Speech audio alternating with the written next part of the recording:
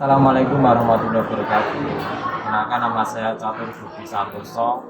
Saya peserta PTK dalam jabatan tahun 2023 SKI B2 dari Universitas Radén Mas Said Surakarta. Mari kita menyaksikan kegiatan saya.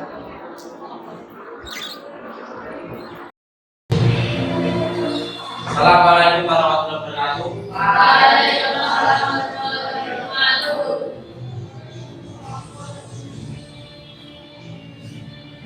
Ya, salah satu individu lapas. Iya.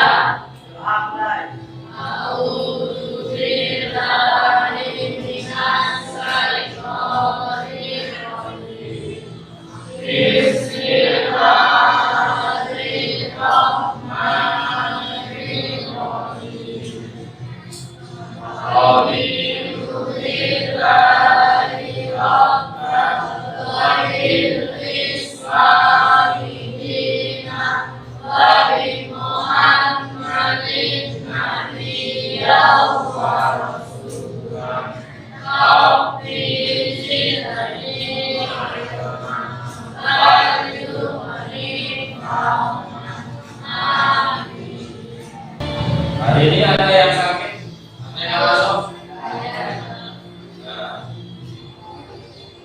Kalau saya cek dulu hari ini yang sudah masuk ada berapa? Dua.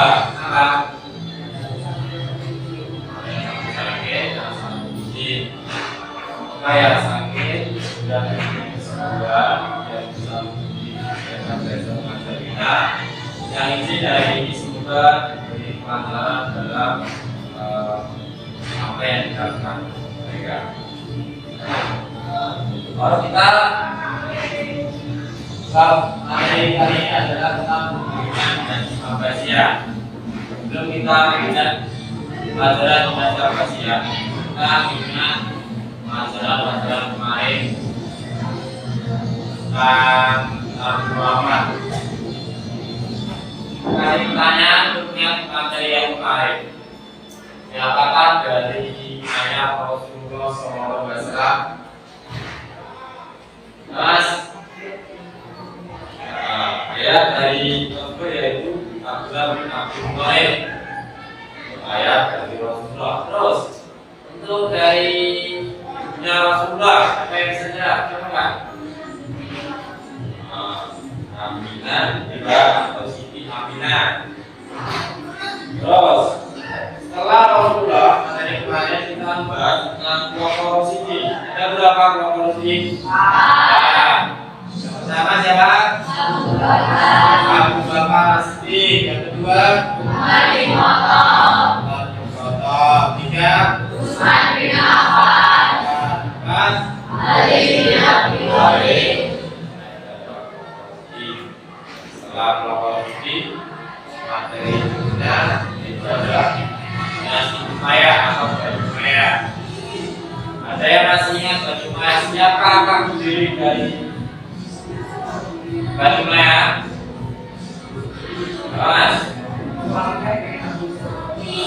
Berdiri dari Baju Maya. Dia Nabi. Ya. Oh, untuk khalifah yang terakhir dari Bani Umayyah. Mas, Marwan bin Muhammad. Oke, kita bicarakan untuk materi kita tentang dirinya dinasti Abbasiyah.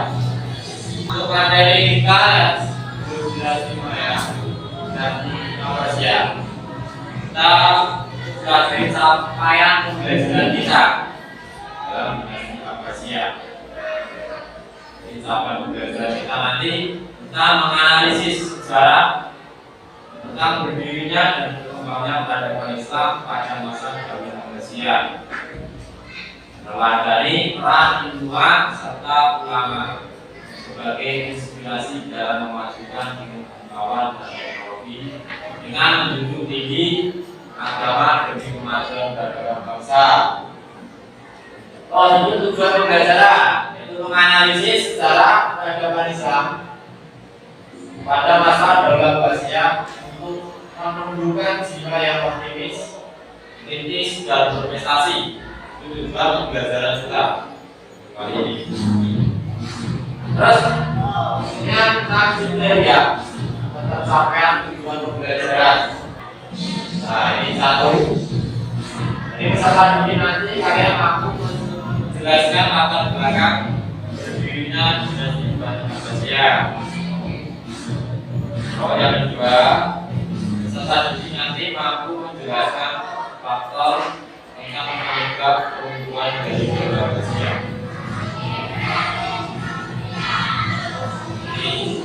Latar belakang berdirinya dinasti Abbasiyah. Di pemerintahan dinasti Abbasiyah merupakan kelanjutan dari pemerintahan sebelumnya, yaitu dinasti Umayyah yang telah diberikannya. Jadi yang diberikan dari dinasti Umayyah yaitu adalah dari dinasti Abbasiyah. Terus yang kedua, dinamakan dinasti Abbasiyah itu karena para pendiri dan penguasanya merupakan keturunan Abbas bin Abdul Thalib. Abbas bin Abdul Thalib dirinya itu adalah paman dari Rasulullah. Pamannya Rasulullah terdiri dari dinasti Abbasiyah. Oh, yang ketiga, nama Abbasiyah berasal dari kata Abbas dan Abbas. Abbas dan Abbas. Yaitu adalah seorang keturunan dari Bani Hashim. Keempat, berdirinya dinasti Abbasiyah dilatar belakangi oleh terjadinya kekacauan dalam kehidupan negara dinasti Umayyah. Yang kelima, menjelang runtuhnya dinasti Umayyah, para khalifah dan pejabat negara melakukan kekeliruan dan kesalahan yang menyebabkan terjadinya kekacauan tersebut. Kesalahan dan kekeliruan dinasti Umayyah itu menyebabkan runtuhnya dari dinasti tersebut. Kesalahan-kesalahan dari Umayyah ini menyebabkan dinasti Abbasiyah berdiri. Kesalahan tersebut satu, dinasti ini mengemaskan atau mengistimewakan bangsa Arab atas bangsa lainnya. Terus dinasti ini memihak pada salah satu golongan dari suku Arab, bersaing dan persaingan tersebut antara Arab Utara dan Arab Selatan. Tiga, dinasti ini selalu menindas para pengikut Ali dan Bani Hashim.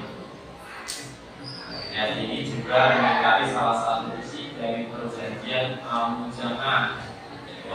Untuk kelompok-kelompok yang merasa tidak puas terhadap dinasti Umayyah, ini menyebabkan runtuhnya dari dinasti Umayyah. Kelompok Muslim non-Arab memprotes kedudukan mereka sebagai warga kelas 2 bahwa warga Muslim Arab. Kelompok Syiah dan Khawarij yang menganggap dinasti Umayyah telah merampas kekhalifahan. Kelompok Muslim Arab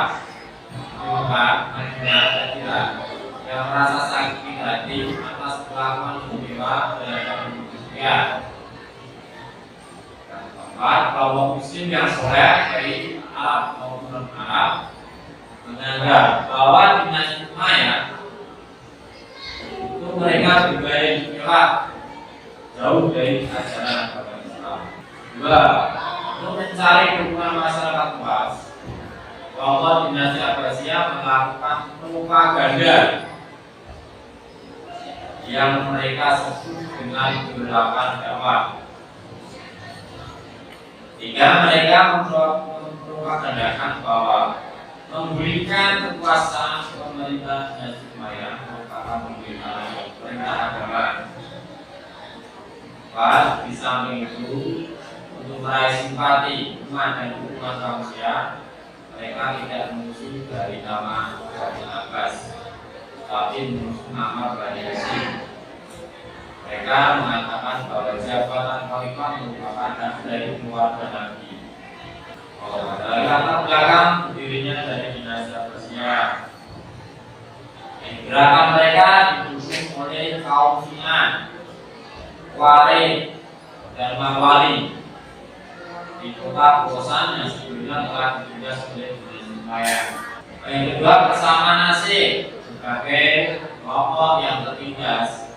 Inilah yang membuat ketiga kelompok itu mendukung sebagai keluarga tersebut.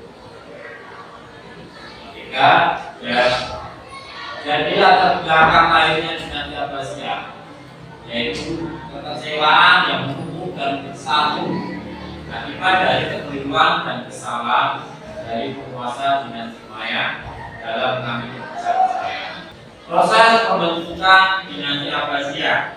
Dinasti ini didirikan oleh Abu Abbas As-Saffah. Siapa pendirinya?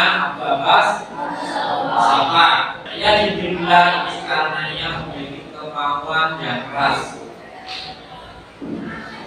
dan tidak segan-segan untuk menumpahkan darah guna mewujudkan keinginannya.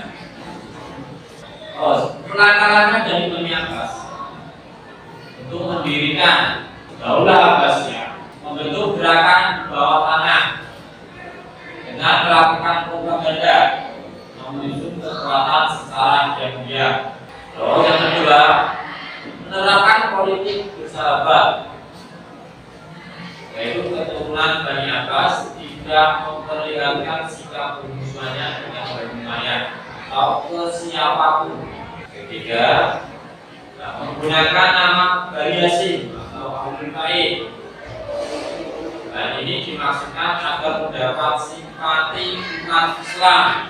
Nah, strategi ini ternyata berhasil menimbun kekuatan besar dan dahsyat yang tidak bisa dibunuh lagi oleh golongan manapun juga.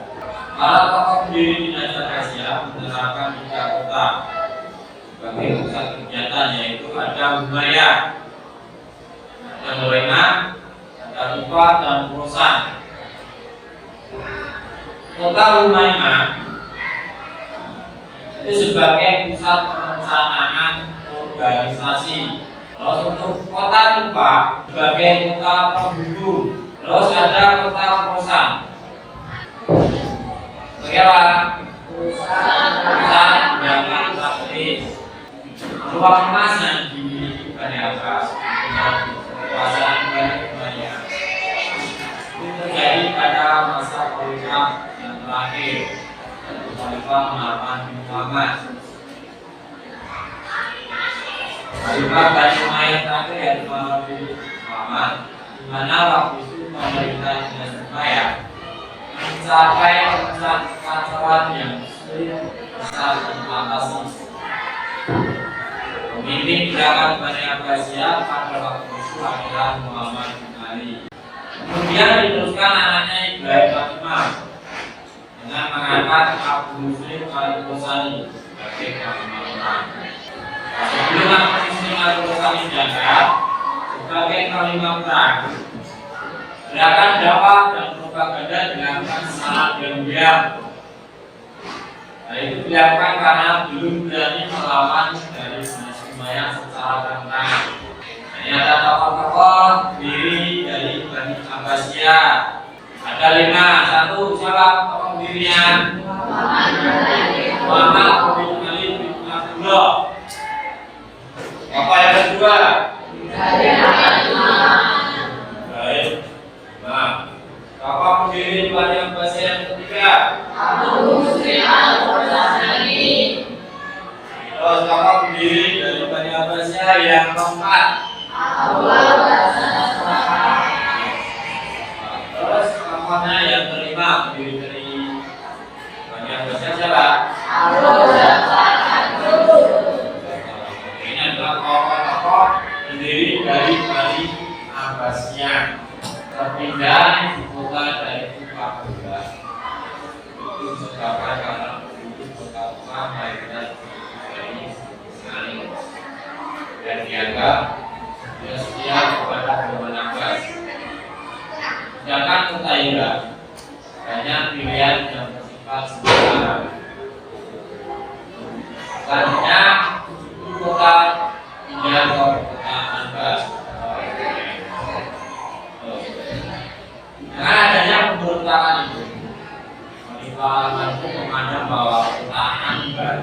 tidak otomatis sebagai pusat pemerintahan. Kemudian beliau memindahkan pusat pemerintahannya ke Kota Badat. Latar belakang dipilihnya Kota Badat sebagai ibu kota adalah satu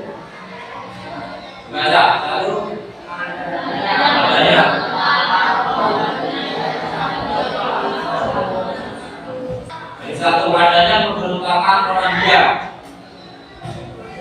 terhadap Khalifah Abu Ja'far Al-Mansur. Yang kedua,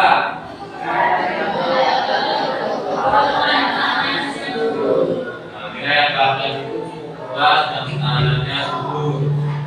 Yang ketiga,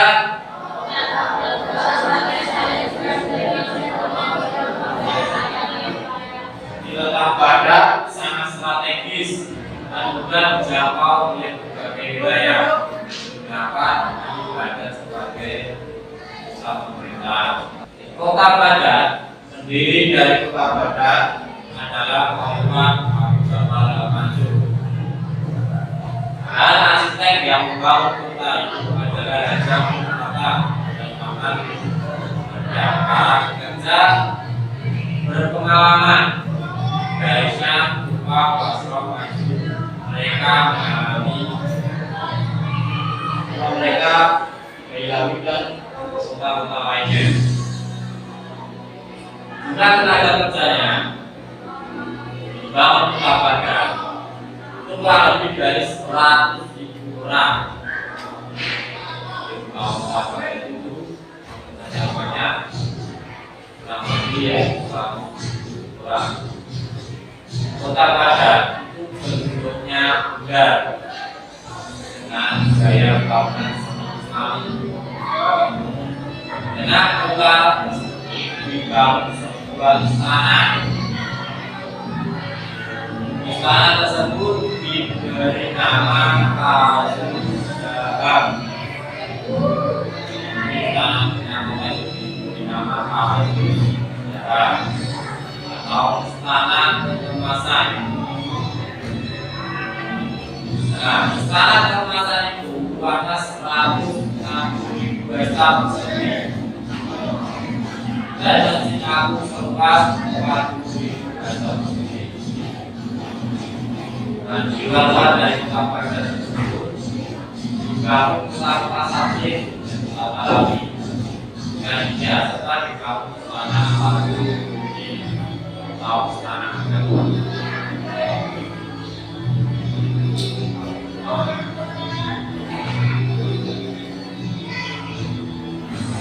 Sebab tentunya Bani Umayyah.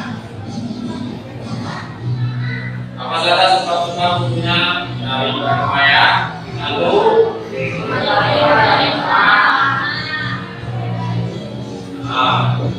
Khalifah yang pertama. Tiga, apa kedua? Hak istimewa bangsa Arab dunia. Tiga,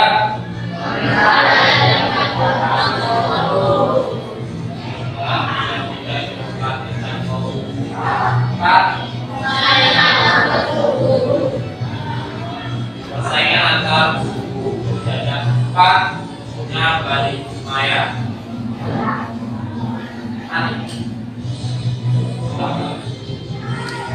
Terus kelompok-kelompok yang hidup saat Bani Umayyah itu lemah. Ada kelompok Arab, ada kelompok Mawali.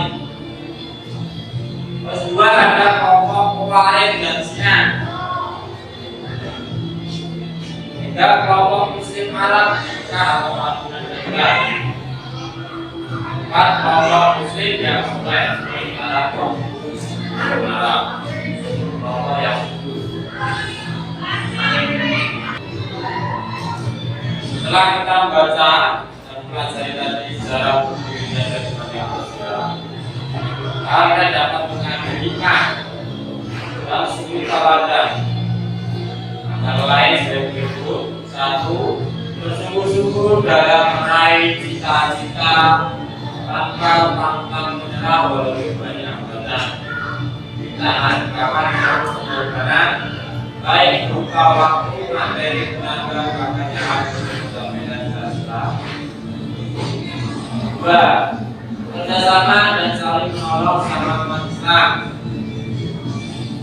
Tiga, selalu mengutamakan kepentingan agama. Empat, hidup yang optimis, dinamis, inovatif, dan siap menerima kritik positif. Kita punya pandangan hidup yang lebih baik berdasarkan pada norma sosial, norma budaya, norma hukum, dan norma agama. Karena berani berjuang demi usaha bangsa dan negara. Jadi nanti saya kasih tugas kelompok, kalian nanti mempresentasikan kelompoknya masing-masing. Nah, tugasnya nanti saya bagi dua kelompok tugas. Kelompok 1 sama kelompok 3 itu sama ya. 1 sama kelompok 3 semuanya sama. Kelompok 2 dan kelompok 4 semuanya sama. Saya tulis dulu. Saya dari kelompok 1 semuanya sudah tulis. Kelompok 1 dan kelompok 3. Sudah ya? Apa penyebab keruntuhan dinasti Umayyah? Berikutnya tugas kelompok untuk kelompok 2 dan kelompok 4. Apa yang melatar belakangi berdirinya dinasti Abbasiyah? Silakan dikerjakan. Saya kasih waktu 5 menit, nanti sudah selesai bukan.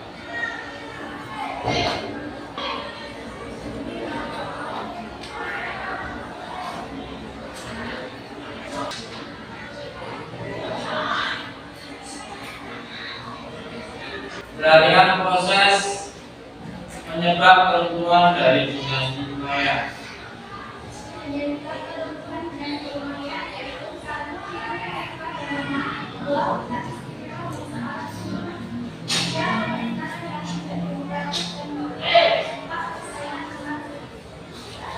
Ada 4 penyebab dari keruntuhan dinasti Umayyah.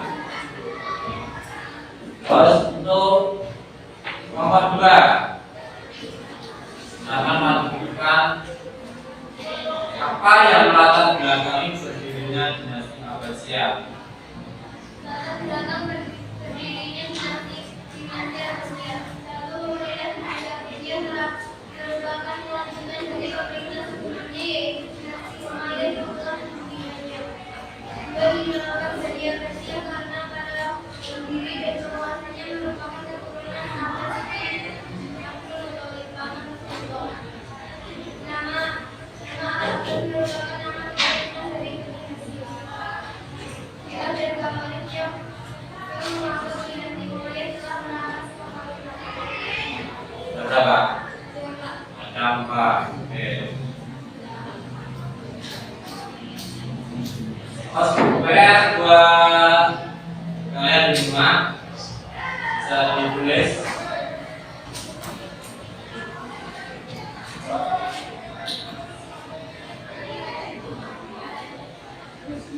Sebutkan 4 tokoh di Bani Abbasiyah.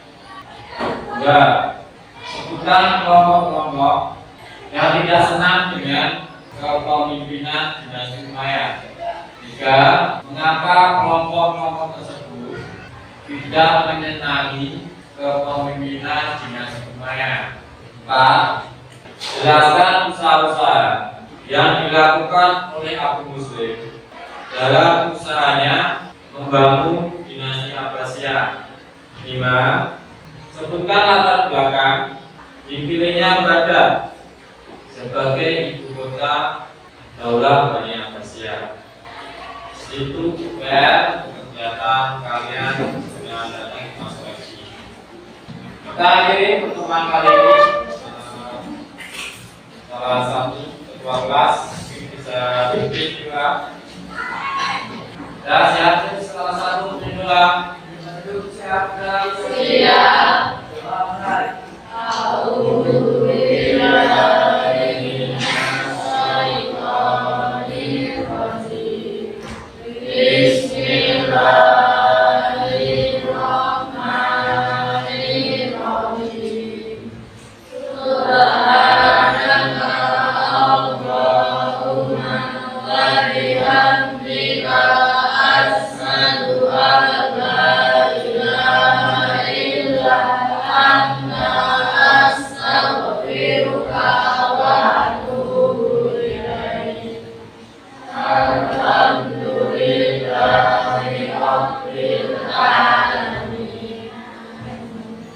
Dan cukup sekian materi dari saya. Semoga kalian nanti selamat sampai rumah. Cukup sekian dari saya. Assalamualaikum warahmatullahi wabarakatuh.